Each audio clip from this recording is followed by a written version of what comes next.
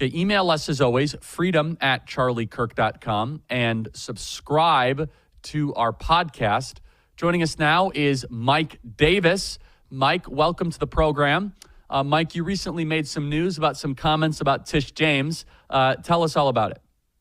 Well, first, let me say to you, Charlie and Andrew and the rest of the Turning Point team, congratulations for what you guys did on Election Day. You guys were a grassroots army, a turnout machine, and President Trump, you guys helped put President Trump over the top. So hats off to you guys. And I would say this, I made some pretty intentionally inflammatory remarks about Tish James after she held her jaw-dropping press conference after President Trump won in a landslide on November 5th, thanks to you guys in big part, where she came out and said, essentially, election be damned. I don't care if Trump won in a landslide. We're going to continue our lawfare and election interference against her. So I came out with some pretty harsh words. I don't feel badly about them at all. We haven't heard her talk about this lawfare since I came out with those harsh words.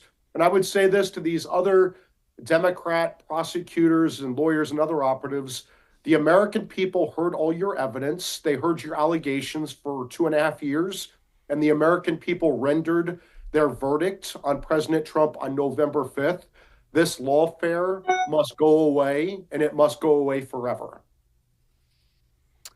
And so, Mike, let's walk through the current lawfare challenges. Is it fair to say that almost all the attacks against Trump are going to be dropped, including his sentencing date? And what is the status of that?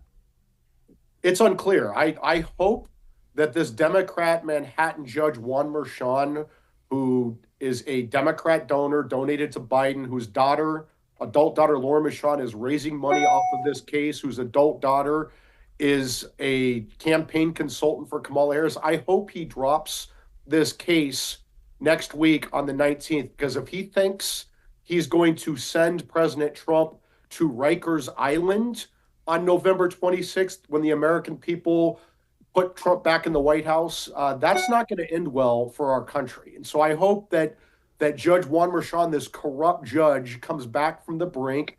He has to dismiss this case. He has to declare a mistrial, because the Supreme Court held in June that not only is the President of the United States immune from criminal prosecution for his official acts, not his personal misconduct, his official acts, courts also can't take evidence. You can go to Thune. So let me add, so is John Thune live? We're just going to break away just for a second here and hear from Senator Thune, Mike. Let's go to Senator Thune, please, the new Senate Majority Leader. Mike Davis continues from the Article 3 project. Is that Darren Beatty? Wow, we got all the cool kids in town here. Mike, your reaction to Senator Thune's press conference. Look, I've worked with all of these guys when I was in the Senate doing Trump's nominations the first time. All of them are very good on judges. I think Thune's going to be very good on judges this time around. Thune is largely with us. I think that sometimes the staffs in the Senate are very risk averse, particularly leadership staff. So I think Thune just needs to make his leadership staff take trips with him back to South Dakota so they can get in touch with real Americans in real America, and they don't get swamp brain from being in D.C. too long. And I think Thune, there was a lot of rumblings about Thune versus Rick Scott and Cornyn. The Senate has decided. I presume the Senate would go with Thune just because they're a very conservative body and just in the manner in which they operate. And I think that I think he's going to pleasantly surprise us. That's great. I have no evidence to support that, so I'll trust you, Mike, because that it sounded just like a typical politician press conference. But I will take your word for it. So that is great faith you have. So Mike, let's close this. What can the Trump transition do to help reform the Department of Justice? There's a lot that the Trump transition can do. He needs to pick a bold attorney general. As I've said 1,000 times for many years, it's not going to be me. I can't get confirmed to anything. As the guy who ran confirmations, I would get one charity vote from Chuck Grassley and ruin his 65-year career. But Trump needs to pick a bold attorney general. Bill McKinley is a great White House counsel who he announced yesterday. I'm friends with Bill McGinley. He's a warrior. If Trump picks a bold attorney general to team up with Bill McGinley, they need to go in, they need to clean out the Justice Department. They need to clean out the leadership of the litigating divisions at Main Justice. They need to clean out the leadership of the FBI, including all the key field offices. They need to clean out the key U.S. attorney's offices like the D.C. U.S. Attorney's Office, the Eastern District of Virginia, the Southern District of New York. These people who have been focusing on lawfare and election interference need to be investigated and, if appropriate, prosecuted for conspiracy against rights under 18 U.S.C.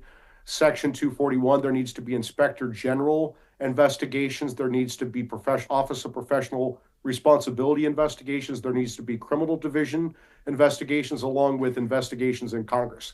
House Judiciary Committee, Jim Jordan. Senate Judiciary Committee, incoming Chairman Chuck Grassley, my former boss. House and Senate Appropriations Committees, House and Senate Oversight Committees. This is the most important appointment, the AG, and the most important job is serious reforms to the Justice Department, so we never have a politicized and weaponized justice system again. And this goes all the way back to Crossfire Hurricane in 2016. There has to be accountability. There has to be serious investigations, and there must be consequences, political, financial, legal, including prosecutions. Mike Davis, excellent work as always. Thank you so much. Appreciate it. Thank you, Charlie. Email us as always, freedom@charliekirk.com. We have a third hour coming up here. And subscribe to our podcast. What a great show that was today. Lots to cover as we are here in Palm Beach. Again, I want to close. Please keep Dennis Prager in your prayers. I don't want to share any private information, but just please pray for Dennis. It is a ongoing situation right now.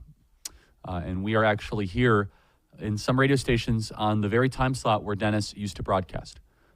So please say a prayer for a true patriot, true friend, someone who has fundamentally improved and changed my life dramatically, on the top list of 5 people that have done that. So please pray for Dennis. Third hour coming up. God bless you guys. See you tomorrow live from Palm Beach.